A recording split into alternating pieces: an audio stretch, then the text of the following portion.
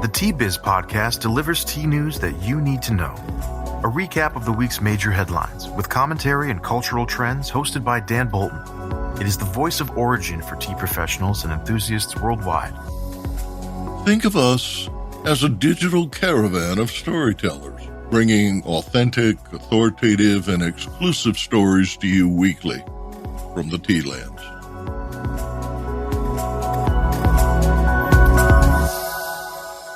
Hello, everyone. Here are this week's headlines. The new definition for specialty tea gets refined. Research reveals that children benefit from drinking tea, and Unilever's tea brand Divestiture is on pace. More in a minute, but first, this important message. What makes a perfect cup of Ceylon tea? The perfect cup is from the tea businesses that ensure the protection of all the children living within their tea estates. We salute Kailani Valley, Telawakili, Bogawanthalawa, Harana, and Elliptia tea estates. Support Save the Children, Sri Lanka. Tea associations in the U.S., Europe, and Canada responded this week with refinements to the European Specialty Tea Association's definition of specialty tea. The Tea and Herbal Association of Canada, the Tea Association of the USA, and Tea and Herbal Infusions Europe issued a joint statement of concern with the language ESTA used to differentiate specialty tea from other teas. These are the same criteria used by every tea taster in the industry, regardless of specialty or traditional label, reads the joint press release. Criteria cited included supply chain traceability and tea's physical and sensory characteristics. Traceability is not unique to specialty teas. Quote, traceability requirements are at the core of food safety laws in place around the world and must be demonstrated as part of regular audits for large retailers as well as certification programs. Although all the above may be part of what defines specialty tea, quote, suggesting they are not a part of traditional tea is factually incorrect, reads the release. In reply, David Veal, Executive Director of the European Specialty Tea Association, writes that, quote, we note the concerns about the language of differentiation between specialty and other teas, but that is the very point of defining specialty, to differentiate it. And so to further distinguish specialty tea from commodity tea, we place emphasis on attaining tea excellence from bush to cup. Specialty tea can be defined by the quality of the criteria, not the use of the criteria. ESTA believes that the degree of excellence that a tea reaches in each of these criteria determines specialty versus commodity, writes Veal. The joint release states that the signatories, quote, take great pride in our collective approach of inclusion. Our members include all parts of the supply chain operating in what is commonly referred to as the traditional tea industry, as well as the specialty tea industry, end quote. Since the release of our definition, we have received very strong positive responses from small farmers and consumers, and we believe that we were moving in the right direction for the benefit of the specialty tea market, writes Veal. Quote, we welcome all feedback and hope to be able to continue discourse directly with all parties who are interested in promoting specialty tea, he said. Business Insight. In an updated post on the Tea-Biz blog, ESTA continues to refine its definition with an explanation by President Nigel Milliken of the term handcrafted and the role of machinery in making specialty tea. Visit www.tea-biz.com to learn more. Children benefit from drinking tea. An extensive review of medical research suggests children as early as age 4 benefit from drinking tea. In a peer-reviewed paper published in the Nutrition and Food Technology Journal, Dr. Pamela Mason identified 60 scientific studies on the health benefits of drinking tea from childhood onward, as reported in The Telegraph. Drinking 3 cups of black tea daily improves cardiovascular health and boosts the body's immune system, she said. Tea also helps combat obesity, stress, aids relaxation, influences brain functions such as alertness and concentration, and is an ideal replacement for sugary drinks. Drinking tea daily, quote, could help preserve physical and mental health in childhood through the teens and adulthood, pregnancy, and into old age, she said. Business Insight. The research commissioned by UK's Tea Advisory Panel showed that clinical and laboratory studies demonstrate how phenolic compounds in green tea boost nitric oxide levels, which lower blood pressure and act as antioxidants to reduce inflammation. Tea polyphenols also limit cholesterol absorption in the gut and target receptors which regulate blood cholesterol levels. Unilever tea brand Divestiture is on pace. During a July 22nd earnings call, Unilever CEO Alan W. Jobe told investors that, quote, the operational separation of our tea business is now substantially complete, end quote, but he did not offer a timeline for the divestiture. He said the company had created, quote, an attractive standalone business with dedicated leadership. We're very pleased with the progress we've made in the complex separation. We've filled 3,500 vacancies around the world. We've established the sales organizations in our largest markets. We will now start to engage externally to execute on outcome, and this could be through an IPO, through a sale, or partnership, said Jobe. The company intends to divest a sizable portion of its tea business, including the Tazo, Puka Herbs, and T2 brands. Business Insight. Facing higher commodity prices, including tea, Unilever stepped up pricing by 2.2% in June and expects to accelerate increases to address food inflation through the remainder of the year. The company grew underlying sales by 5.4% during the first half of the year, with volume growth accounting for 4% of the total and price increases contributing 1.4%. The foods and refreshment category grew 8.1%, and e-commerce sales were up 50% and now make up 11% of total group turnover. Arvinda is ill this week. She asked that I report the tea auction prices for India. In a significant development this week, the Tea Board of India issued a circular making it mandatory for producers to send at least 50% of their produce to the public auction. The circular lists more than 900 gardens that failed to route at least half of their annual production based on audits of auction sales in 2019 and 2020. Producers that fail to comply face action. The board issued the directive to keep, quote, the auction system robust and bring stability in the price realization process. Expectedly, producers are not happy with the choice. Prices at Sale 29 were marginally lower last week. In Kolkata, Darjeeling Gardens, Sturgeon, Sung, and Goodric's Turbo and Castleton fetched the highest prices, with Castleton's Moonlight topping the charts for the second week in a row at 5,000 rupees per kilo. Among buyers, the Middle East was active in Kolkata. In the South, Orthodox leaf barely sold beyond 50% of the offering across the 3 auction centers. CTC leaf did not do well in Coimbatore or Cochin. And now, a word from our sponsor.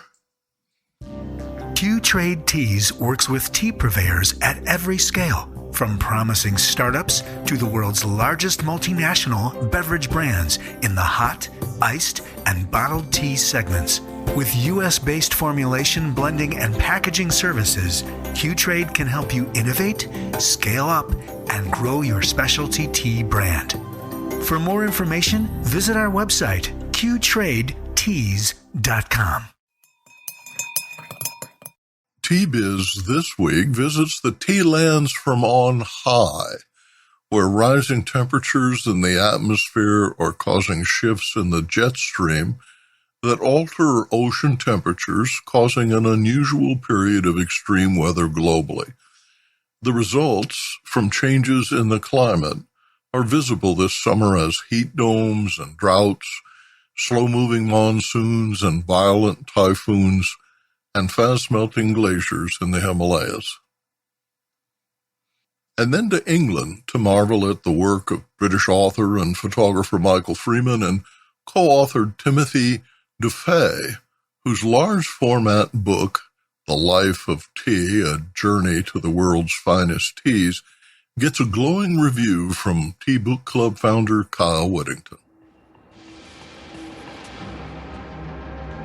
The howl of Typhoon Infa sailing Xixing and Hangzhou, China, and the monsoons deluging India brought havoc, not relief, to the parched tea lands this month. Record rainfalls in central China's Henan province forced the evacuation of 1 million people and swamped or swept away cultivars used to make prized green tea. Tea retailers Hey-Tea and Nayuki pledged a combined $1.5 million to a local charity and Zhengzhou for flood control and disaster relief. In India, superheated air from a heat wave that killed thousands, now heavily laden with moisture, traveled north, causing flooding. The Himalayas have been warming for years. Melting ice trapped in 15,000 glaciers is receding at 100 to 200 feet per year, saturating the soil, contributing to landslides, and to the destruction of 2 dams in February that killed 200 people. In Nepal, entire villages have been forced to migrate to lower lands to avoid once frozen, now flowing glacial lakes. Consider for a moment the leaves that sustain the tea industry. Currently, the soil under their feet is either soggy and unstable or dry and unyielding. Tea is heat tolerant up to a point, but growth of new leaves stops at 95 degrees Fahrenheit. That's 35 degrees centigrade. Insect infestations such as the red mite are now more common. Fungal and bacteria-borne diseases are harder for the plants to combat. Leaves of clonal tea bushes cascade to the ground at temperatures above 40 degrees centigrade. Without rain, cells at the core of the trunk contract, no longer able to transport water from the soil. Branches turn brittle, death quickly follows. Now consider China, the world's largest tea producer. In the immediate future, leaves basking in the sun benefit, especially in the northern regions where long winters and frost limit yields. In a March 2021 article in the journal Environmental Research Letters, researchers there concluded that both heat and cold extremes were associated with significantly reduced tea yields long term. Quote, in the present climate, dominating cold extremes influence more than half of China's tea production, with a maximum of 56% reduced annual production. Climate warming may diminish the negative impacts of cold extremes, they write. However, reduced yields in regions subject to intensified heat extremes will emerge. In the colder region, dry roots withstand frost better than wet, but sustained heat is fatal. In a country that produces billions of kilos of tea, losses are estimated from 14% to 26% at the Yangtze River and in southern China regions. The authors write that, quote, increasing heat extremes pose the most challenging changes for tea production in China. We expect up to 10 to 24% heat-induced yield loss in Chongqing, Hunan, Anhui, and Zhejiang. China accounts for 41% of global production. India contributes 21% and Kenya 8%. All three are impacted. A decline in yield of this magnitude would make quality tea scarce, and while quantities will be sufficient to meet domestic needs, little will be left for export. As quality declines, consumer taste will shift to competing beverages. Tea is one of the most important cash crops in developing countries, and, as a result, tea cultivation is of considerable socioeconomic importance for the alleviation of rural poverty. In China, about 80 million people are employed in the production of tea. Smallholders who contribute more than half the volume of tea grown in India and Kenya will be unable to irrigate or relocate to higher, cooler elevations. The World Bank has warned that climate change could sharply diminish living conditions for up to 800 million of those living in South Asia.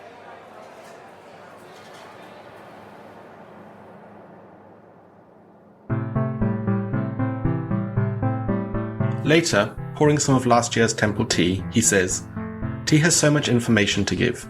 If you pay attention, you know not only the place, but how the tree grew, even the mood of the person who processed it." And that's a quote from The Life of Tea by Michael Freeman and Timothy de.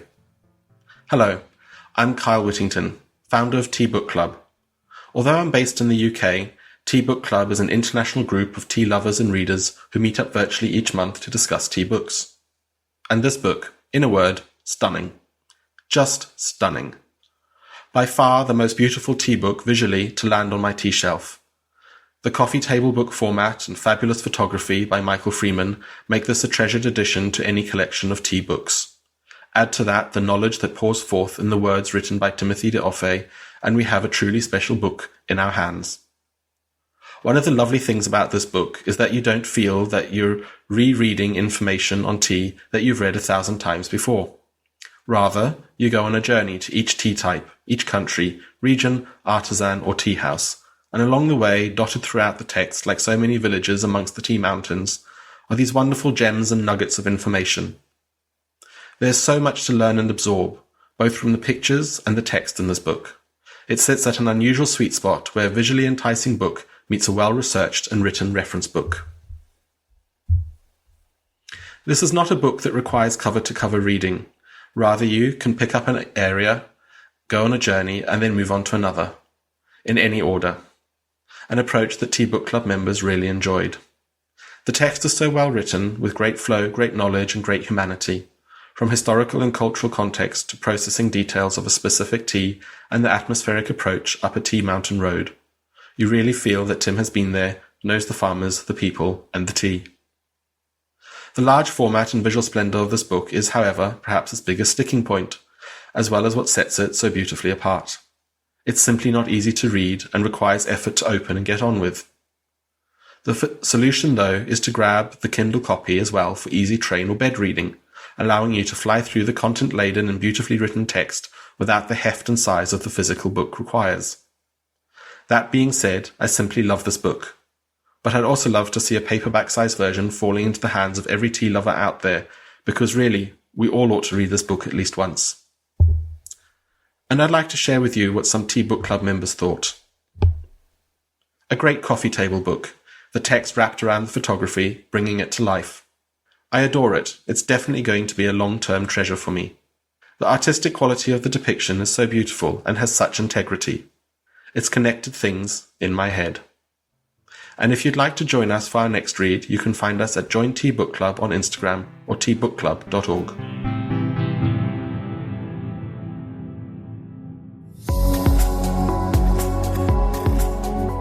Intrigued by what you heard in today's podcast? Would you like to learn more from our global network of tea biz journalists and tea experts? Contact them directly through Subtext, a private message-based platform. Avoid the chaos of social media and start a conversation that matters. Subtext's message-based platform lets you privately ask meaningful questions of the tea experts, academics, and tea biz journalists reporting from the tea lands. You see their responses via SMS texts, which are sent direct to your phone. Visit our website and subscribe to Subtext to instantly connect with the most connected people in tea. Remember to visit the Tea Biz website for more comprehensive coverage. That's www.t-biz.com. Thanks for listening. Farewell till next week.